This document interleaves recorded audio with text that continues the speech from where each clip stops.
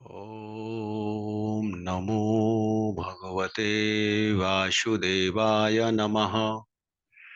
ओम नमो भगवते वासुदेवाय नमः। ओम नमो भगवते वासुदेवाय नमः। देवियों एवं सज्जनों, गोस्वामी तुलसीदास जी महाराज द्वारा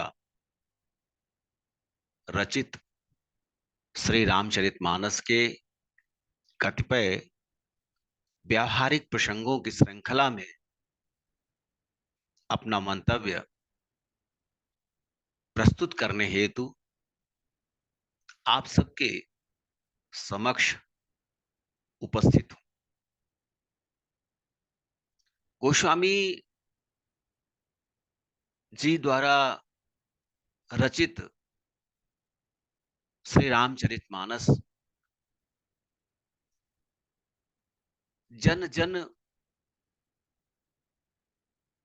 में प्रचलित वह महानतम ग्रंथ है जिसे यदि हम अपने जीवन में अंगीकार कर लें, उसके कतिपय प्रसंगों को अपने व्यावहारिक जीवन में समाहित कर ले, तो हमारी अनेकों समस्याएं स्वतः समाप्त हो जाएंगी।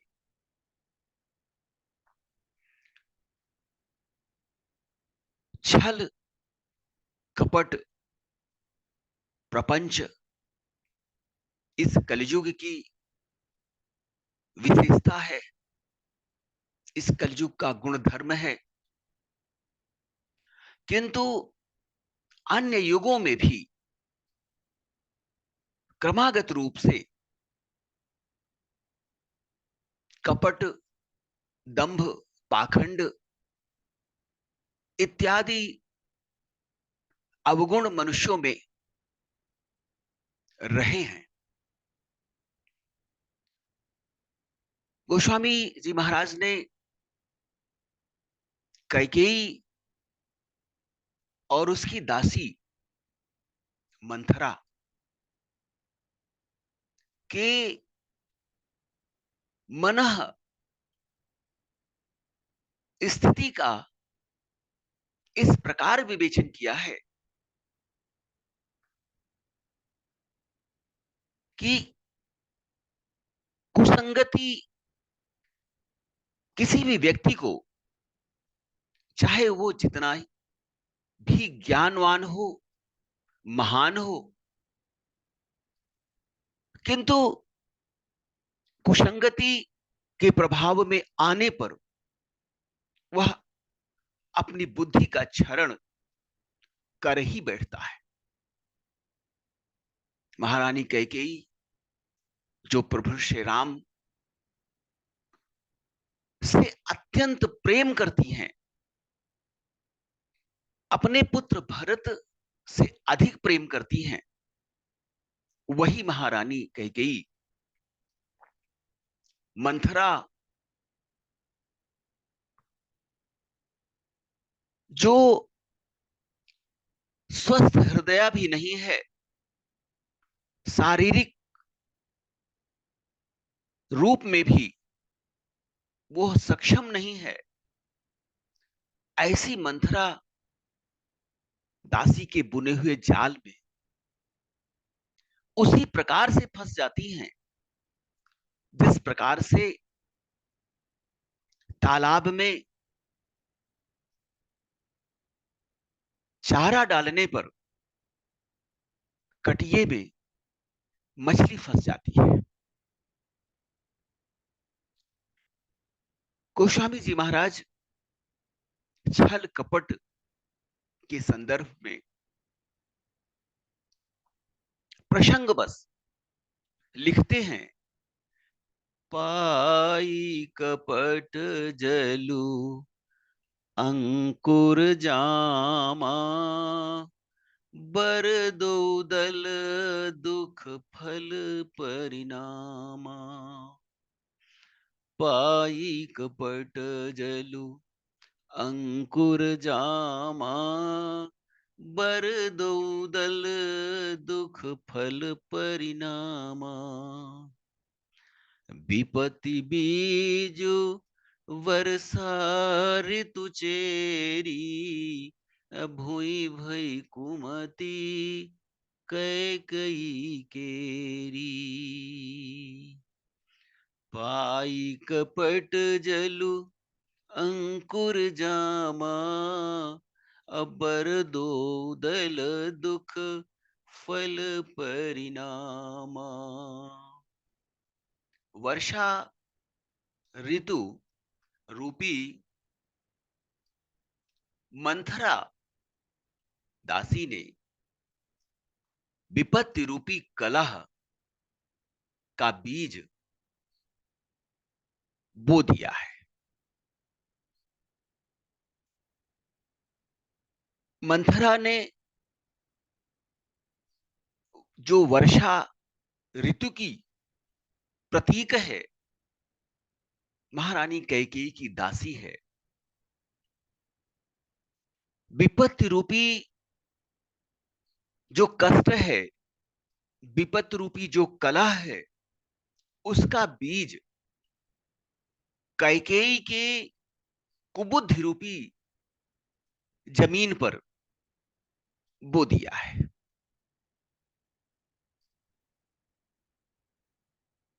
इसमें छल कपट रूपी जल पाकर सर्वनाश रूपी बीज अंकुरित हो चुका है। महारानी कैकेयी का हृदय अपवित्र हो चुका है, कलुषित हो चुका है, क्योंकि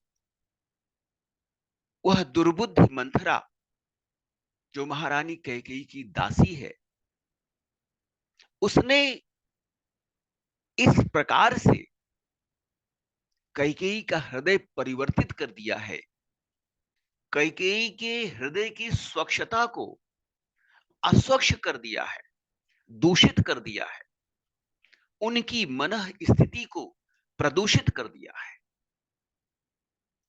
इसमें छल कपट रूपी जल जो मंथरा दासी ने प्रदान किया है,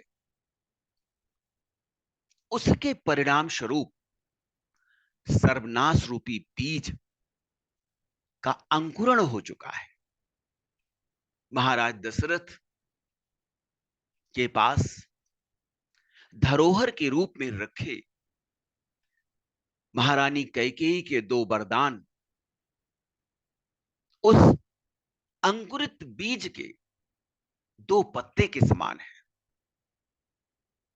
अंत में मंथरा की ईर्ष्यात्मक कुटिलता से अयोध्या में असहनीय दुख रूपी फल की उत्पत्ति होगी।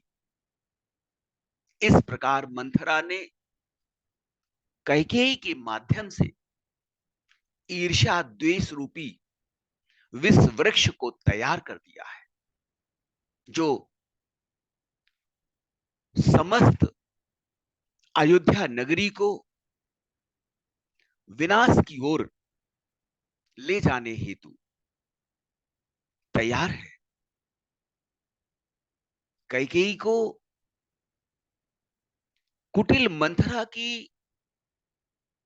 इन बातों में इतना विश्वास हो गया कि वह उसे अपना परम हितैषी मानकर सम्मानित करने लगी, उसका सम्मान करने लगी, उसके बुद्धि का बखान करने लगी। वही कैकेयी जो श्री राम की सेवा में, उनके पालन पोषण में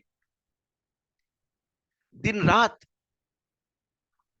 सन्निहित रहती थी, वही कैकेयी एक दुर्बुद्धि मंथरा के कहने पर, मंथरा के समझाने पर श्री राम के लिए 14 वर्ष के वनवास और अपने पुत्र भरत के लिए राजगद्दी का सपना संजोने लगी। वास्तव में ईर्ष्या और स्वार्थ दोनों एक दूसरे के पूरक हैं, एक सिक्के के दो पहलू हैं। इनमें चोली और दामन का साथ है। कैकेयी के लोभ ने कुबरी दासी मंथरा को अवसर प्रदान कर दिया। कैकेयी लोभ के वशीभूत होकर अपनी दासी मंथरा के बहकावे में आ गई और वो महाराज दशरथ से पूर्व में दिए गए वचन के अनुसार 2 वरदान मांग लेती है, और वही दोनों वरदान इस संसार के लिए प्रेरणा स्रोत हो जाते हैं। जहां एक ओर धर्म का क्षरण हो रहा है, अधर्म का विनाश हो रहा है, अधर्म की उत्पत्ति हो रही है, धर्म का क्षरण हो रहा है, वहीं दूसरी ओर भगवान राम और उनके प्रिय अनुज भरत के संबंधों में जिस प्रकार की पवित्रता, जिस प्रकार की शुचिता परिलक्षित होती है, वह आज के परिवेश में, आज के समाज में संभव ही नहीं है। भगवान राम और उनके अनुज भरत ने एक आदर्श प्रतिमान स्थापित कर दिया प्रत्येक प्राणी के लिए, प्रत्येक मनुष्य के लिए, कि स्वार्थ से ऊपर भी बहुत कुछ है। सिर्फ स्वार्थ का चिंतन मनुष्य के पतन का कारण बनता है, और यह समय की शक्ति है, समय की मांग है, समय की आवश्यकता है। समय की शक्ति भी अनंत है। इस संसार में यदि कोई सर्वाधिक बलवान है तो निश्चय ही वह समय है। पुरुष सबल नहीं होत है, समय होत बलवान। यह उक्ति सर्वथा सत्य है। सत्य का, समय का भाग्य से प्रत्यक्ष संबंध होता है। प्रायः हम में से अधिकांश लोग समय का मूल्य नहीं जानते हैं। वे केवल धन संपदा का मूल्य ही जानते हैं, और अपना संपूर्ण जीवन सर्वथा नाशवान भौतिक संसाधन, संपत्ति, शरीर इत्यादि के पालन पोषण में ही नष्ट कर देते हैं। प्रकृति द्वारा प्रदत्त अमूल्य समय का यदि हम सार्थक उपयोग करें तो ईश्वर द्वारा प्रदत्त जीवन एवं उसके द्वारा हमारे लिए निर्धारित कर्म सहजता से पूर्ण हो सकते हैं।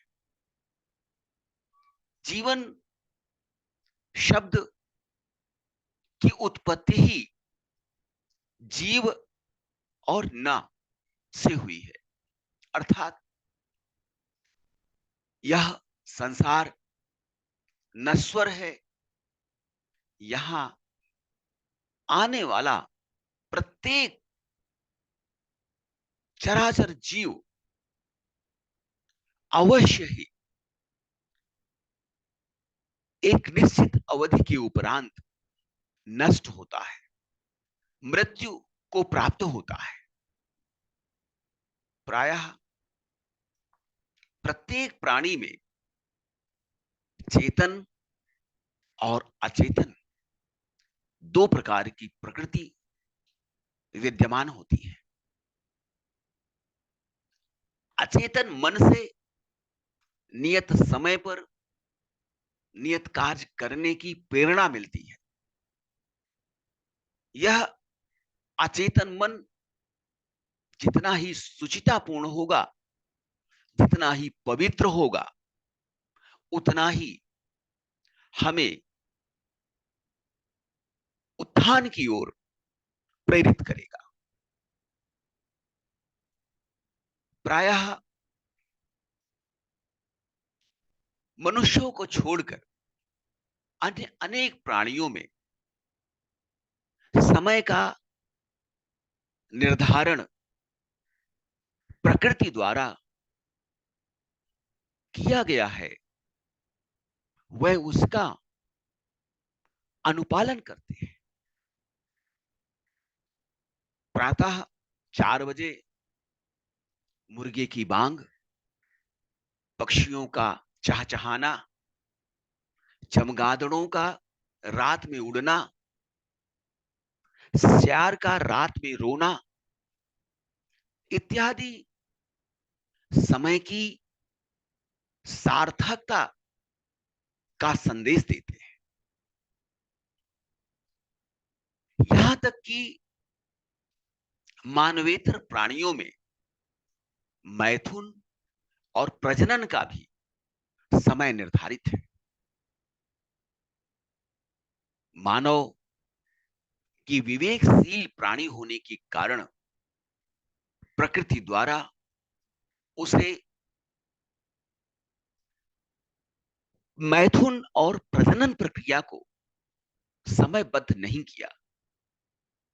मनुष्य यदि मानवेतर प्राणियों से समय की पहचान एवं उसके समुचित उपयोग की सीख ले, तो उसकी समस्याओं का निराकरण स्वतः ही हो सकता है।